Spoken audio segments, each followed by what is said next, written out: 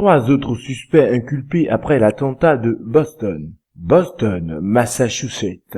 Reuters. 3 nouveaux suspects ont été inculpés mercredi dans l'État du Massachusetts pour avoir fait obstruction à l'enquête menée sur l'attentat à la bombe de Boston qui fit 3 morts le 15 avril sur la ligne d'arrivée du marathon.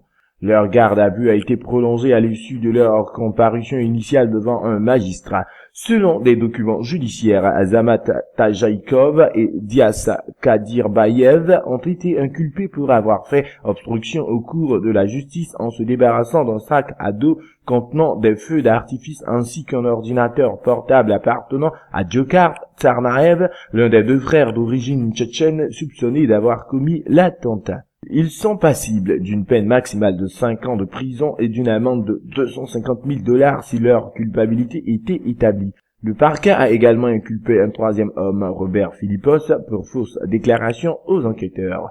Il risque 8 années de prison maximum et 250 000 $ d'amende.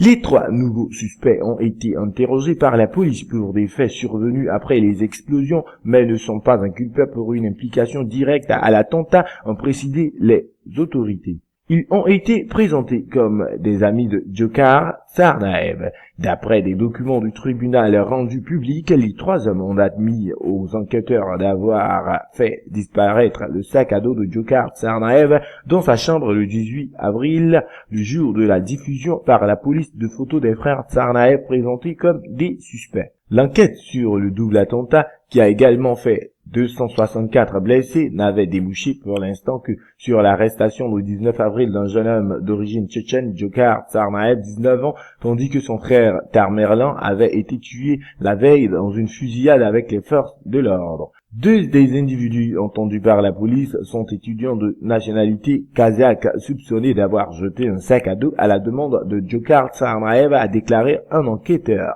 Ils sont déjà détenus par les services de l'immigration pour violation des conditions de leur visa. La 3e personne interrogée est un ressortissant américain, a dit cet enquêteur sans autre détail. L'avocat de ces suspects, identifié sous le nom de Dias Kadirbayev, a déclaré que son client n'était pas une cible dans l'enquête sur l'attentat sans entrer dans les détails. Il a dit que son client coopérait pleinement avec les enquêteurs et voulait rentrer au Kazakhstan. Perquisition. Dzhokhar Tsarnaev, détenu dans une prison médicalisée, a été inculpé d'utilisation d'une arme de destruction massive et de destruction avec intention de nuire ayant entraîné la mort, des charges passibles de la peine de mort. Les frères Tsarnaev ont été repérés par le FBI sur les images tournées à l'arrivée du marathon.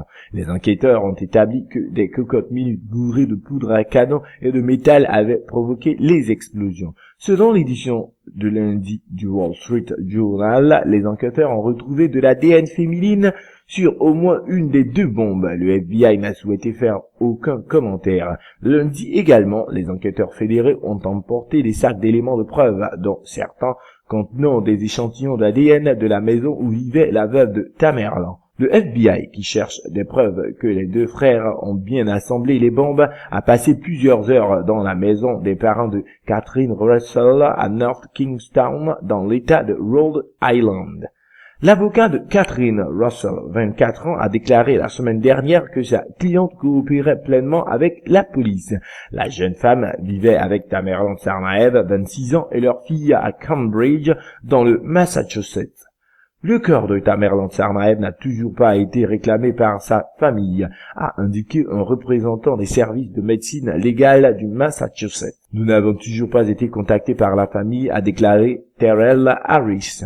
Les parents des frères Tsarnaev, qui vivent dans le Nord-Caucase russe, ont déclaré dans des interviews qu'ils ne croyaient pas à la responsabilité de leur fils dans les attentats. Scott Malone avec Aaron Pressman, Pascal Litout, Jean-Stéphane Bros et Jean-Loup Fivet pour le service français.